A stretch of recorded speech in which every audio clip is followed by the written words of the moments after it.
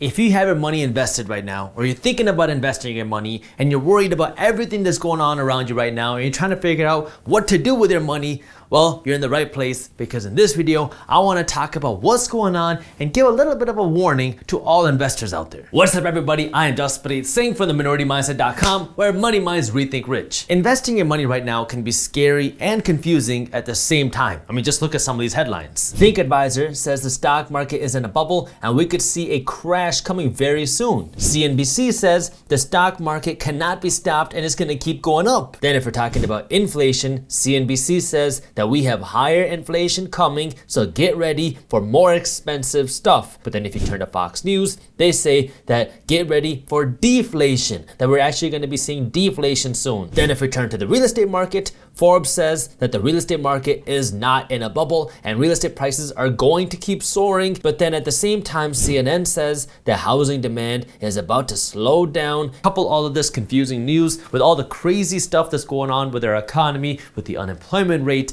and the inflation and the money printing, and now you have a lot of investors worried about what's going on and what they should be doing with their money. So in this video, I want to talk about what's going on and really give a warning to investors that we don't fall into investment traps or get scared by what's going on in the world, that we can really decipher what's important and what's not. So let's jump into today's video. But before we do that, I need you to do me a quick favor and smash that thumbs up button below. And if you haven't already, be sure to join our free brand new Discord server, which we call the Guac Talk community, because as we all know, extra guac is truly a symbol of extra wealth. And in this community, you can chat with other minority mindset thinkers. You can chat about the stock market, the real estate market, the cryptocurrency market, and all things building wealth. This community is completely free, where you can chat with other minority mindset thinkers. If you want to learn more and start networking and chatting, I got the link to how you can join our Discord server in the description below. Let's start with this. Yes, there are risks to our economy right now. There are risks because we are still seeing issues with unemployment. We're still seeing risks in the housing market because housing is still unaffordable to many different people. We're still seeing risks in the employment and labor market because companies are still struggling to find work. We're still seeing risks in the supply chain market because we still have supply chain bottlenecks and companies are still struggling getting parts. Not to mention the fact that we also have risks with inflation and or potential deflation in the future because of all the money printing that's been happening. And so there's a worry about how strong our dollar is going to be in the future. All these factors pose a risk to our economy, which ultimately can affect the value of our investments, because if the economy is going down, people don't have money to put in the stock market. If people don't have money to put in the stock market and people are scared about what's going on in the economy, they're going to pull their money out of the stock market, which could cause stock prices to go down. Same with real estate. If our economy is hurting, people don't have money to go out and buy homes. People don't have money to pay the rent, which hurt real estate prices, which could cause real estate prices to go down. This is where first you have to remember that nobody, I don't care who you are, nobody can predict what's coming next. Not even Warren Buffett and not even a random guy on YouTube. Nobody knows when the next stock market crash is going to happen, let alone how big the next stock market crash is going to be. Same with the real estate market. Nobody knows when the next real estate crash is going to happen, let alone how big it's going to be. What we do know is, yes, we will see another stock market crash. And we will see another real estate crash. We've been seeing these things happen for a century now, and they will continue to happen. This is a boom and bust cycle that is a part of our economy. Every asset class has it, and we've seen it happen, and we will continue to see it happen. Now, what you want to do as a financially educated investor is understand this and now make investment decisions based off of financials, not just emotions. Because a lot of people hear this and they get really emotional. They either sell their stocks, or they sell their investments, or they go out and buy based off of information that they might have heard, and so they get really emotional and they get panicky or they get excited and then buy or sell.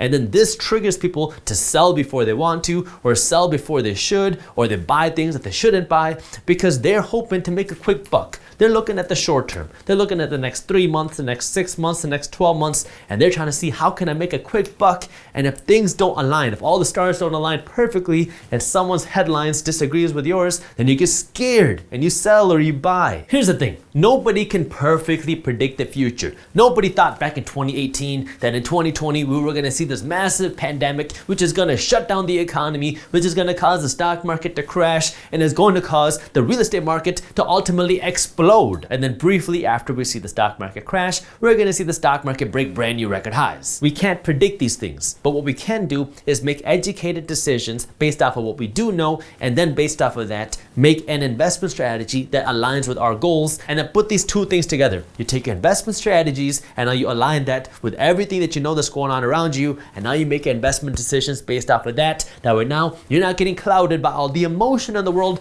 because right now there is a lot of emotion, especially in the investing and the financial world, and you do not want your money to be driven by emotion. You want your money to be driven by financials, because when your money is driven by emotion, your money is going straight down the toilet. The first thing you gotta decide is if you wanna be an investor or a trader, because an investor's job is to have your money invested for the long term. And when I say long term, I mean at the very minimum 1 year, but now we're talking about 10 years or 20 years or 30 years. So if you're an investor and you're thinking about investing your money for the long term, and now people are talking about a potential stock market crash happening, let's just say for the sake of this example and hypothetical, there could be a potential stock market crash in 1 year. If there's a potential stock market crash in 1 year, but you're looking to invest your money for the next 30 years, well, now a stock market crash in 1 year should not affect your long-term horizon, because you're investing your money for the long term, now for the next 12 months. This is where people say, but Jaspreet, if you think the stock market is going to crash in 12 months, why should I invest my money now? I should just wait for the stock market to crash, then put all my money in there. Now I can buy all my stocks at a discounted price. Yeah, you're absolutely right. If you think the stock market is going to crash in 3 months or 12 months, it's better for you to now not invest your money, and then as soon as the stock market crashes, put your money in there, and now you bought all your stocks at a discount. The only problem with that is you could be wrong. If you're right, then yeah, you might be able to buy these assets at a 25% off discount. But if you're wrong and things go up a lot, well, now maybe you have to pay 25% more to buy these assets because you were trying to time the market. An investor's job is not to time the market. What an investor is trying to do is they're trying to find an asset that they believe is a good value or is undervalued, and now they want to buy this asset and accumulate as much of this asset as possible and then hold it for the long term because they believe in the value of this asset. They're not trying to sit here and trying to find the best price today and try to flip it in 2 weeks, that way they can make a quick profit. That's not what an investor does. That's more of gambling or trading, and so that's not what we're trying to do as an investor. What you're trying to do as an investor is you want to find a good investment that you believe in. If we're talking about the stock market, we're trying to find a company that you believe in, that you believe has good values for the long term. Now you want to buy this and hold it. Now, if the market does crash, something goes wrong, well, now what you can do is you can come in and buy even more. If you're the person that's just sitting around waiting for a crash to happen, well, now your money is just going to be sitting there idle, collecting dust while you wait for hopefully this crash to happen, which we don't know when it will happen. And we also don't know how big it will be. This is where, again, it goes back to your strategy. What is your goal as an investor? And you can have more than one strategy. Like I have multiple different investment strategies. I have some money that's going every single week into the stock market. I have an automatic deposit where every single week some money is withdrawn from my bank account and it goes automatically into my stock market portfolio. So now these ETFs are constantly growing every single week because I have some money always being invested in there. I also have my money in a different stock market brokerage where I'm looking for deals. When I find a good company that I believe is undervalued, that I want to own, that I believe in for the long term, then I will use this money to buy that. I also have money in real estate. With real estate, I'm looking only for cash flow. What I'm looking for now is how much money do I have to invest today, and then how much money am I going to make every single month from here on out. When it comes to my real estate investment portfolio, I really don't care what happens to real estate prices because I'm not buying my real estate investments based off of home prices. I'm buying my real estate investments based off of cash flow. I want to know how much money do I have to invest today and how much money am I going to make every single month. There's a difference between that and buying a property and hoping that you can sell it for twice as much in 5 years. That's not what I'm trying to do. I just want the cash flow with real estate. So there's different strategies, and what you have to figure out is what is your strategy? What are you looking for? And based off of the strategy that you have, now you got to put your money in the market based off of what's going on around you. With my money going into the market every single week, that hasn't changed because that is a long-term, purely passive strategy where now I consistently have some money going into the market. That has not changed, and that's not going to change. If the market crashes, hey, I'm going to put more money into the market, but every single week I got more money going into the market. When it comes to looking for individual market deals that I'm looking for in the stock market, all I'm doing here now is I'm being a little bit more picky picky. I'm not just going in and buying anything. I'm looking for deals. I am valuing companies. I'm trying to find companies that I believe in, that I think will be a good investment opportunity for me. And I'm being a little bit more picky right now because I don't just want to overpay for anything. It's the same thing in the real estate market right now. Yeah, there's not as much inventory out there. And yeah, you still see bidding wars on properties, but I'm still being picky. I want to make sure that any property that I buy is going to meet my investment goals. I want to make sure that I'm getting a minimum 7% cash on cash return, meaning for every $1,000 I invest, I better be making $70 a year in cash flow from my investment property. If it doesn't meet that, I don't want to buy it. And so I'm being picky with my real estate investment properties. And yeah, it's a little bit harder right now than before, but this is just the market that we're in. And so I have my investment goals set up, and based off of my investment goals, that's how I'm making my investment decisions. I'm paying close attention to everything that's going on around me, and now I'm taking that information and then I mix it with my investment goals, and that's where I try to figure out what do I want to do. The thing that makes it so difficult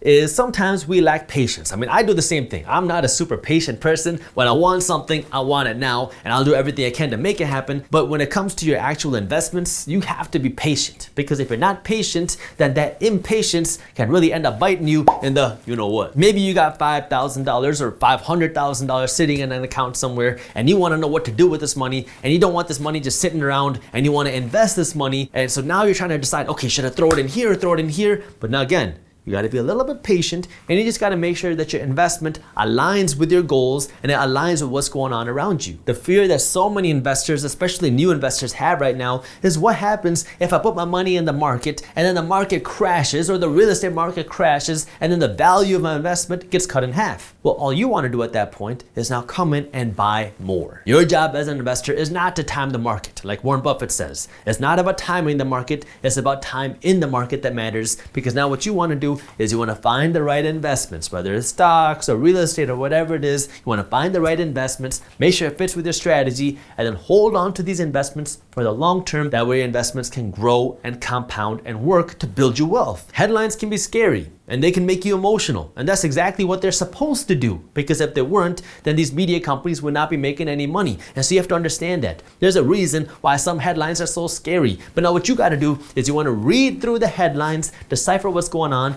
and now make sure that these things are aligning with your strategy. Now, before I get into what might be coming next in the economy, if you are interested in learning more about different ways that you can invest your money, especially in the stock market, our team has put together an amazing guide on investing your money in the stock market that will walk you through different stock market investing strategies, that will walk you through how to actually invest your money in the stock market and how you can start investing your money profitably in the stock market. This guide is completely free when you sign up for our daily newsletter. So if you want to read our stock market guide, I got the link to how you can download it in the description below. Now, when it comes to your actual investments, let's talk about the stock market first. The stock market and the economy are similar but different. The economy is actually what's going on around us. The economy is how many people are going to work. It's how much money are companies making. The economy is are companies growing and hiring more employees. The stock market is where people go to invest their money based off of what they think is going to happen in the economy in the future. Sometimes a stock price is going to be way up here while the company itself is not doing so good. And other times a stock price is going to be way down here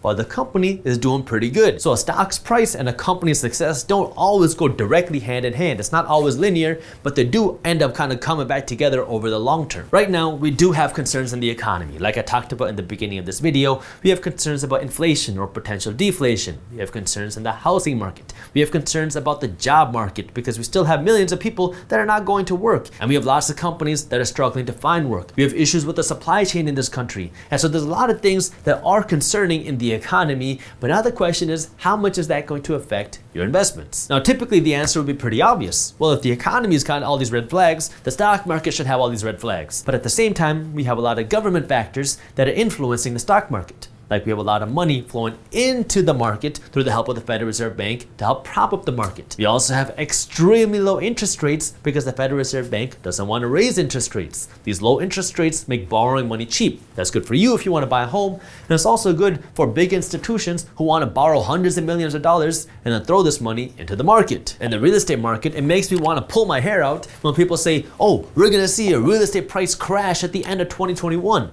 But you got to remember, real estate doesn't work like the stock market. You can't just see a sudden real estate crash because real estate prices move way slower than stock market prices do. In a regular market, not right now, but in a regular market, it could take anywhere between a month and a year for one real estate transaction to happen. Right now, obviously, we're seeing a lot of real estate transactions happen in less than a year, but in general, it can take months for one real estate transaction to happen. So for you to see real estate prices generally to come crashing down, that can't just happen in a matter of weeks or a month, because it takes a lot of time for that to happen. First, somebody has to list their home on the market, and then they're not gonna get the offers that they want, and then maybe a few weeks later, the listing agent's gonna say, hey, how about we lower the price a little bit and see if that brings in any more offers? If that doesn't bring in any more offers, then another month later, you might reduce the price again and then see what's going on in the market. And so real estate prices don't just suddenly come crashing down. What you need is you gotta look at the buyers and sellers. If you have less buyers than sellers, then that's gonna push real estate prices down. If you have more buyers than sellers, which is what we saw happen in 2020 and 2021, well, now all these buyers are fighting each other to buy the limited amount of homes out there, which pushes home prices up. That's why if you want to understand the housing market, you have to pay attention to a couple things. First, you have to look at home prices, because if people can't afford homes, then people are not going to be buying homes, because now people just can't afford homes. We're starting to see that happen right now, where home prices are hitting a point where it's becoming harder and harder for people to actually afford homes, which is turning some people away from the housing market. The next thing you want to pay attention to is interest rates, because interest rates also influence how likely someone's going to be to buy a home, because if interest rates are high, then borrowing money is expensive and people are going to be less likely to buy a home. But if borrowing money is cheap, well, now people are going to be more likely to buy a home because mortgage rates are cheaper. And if home prices go up while mortgage rates go down, well, then that can keep people coming into the market, because yeah, home prices are higher, but your monthly mortgage payment isn't as high because your interest rates aren't as high as they were a little while ago. So if interest rates keep going down, then you'll see people buying higher home prices and justifying that because they'll say that they're getting a lower mortgage payment. So you have to pay attention to multiple different factors,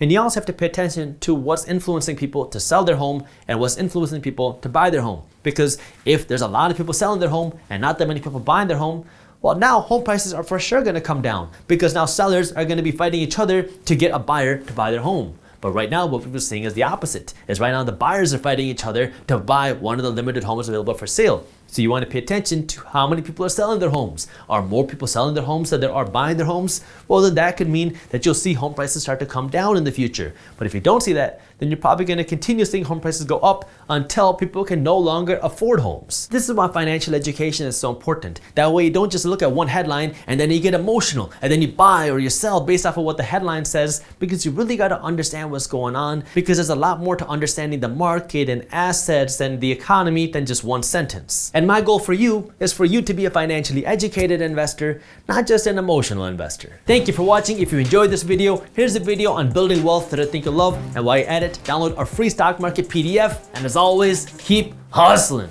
You have the physical aspect, the mental aspect, the spiritual aspect, and then finally, the financial aspect. If you want to live a happy life, you need to be fit in all four of these things.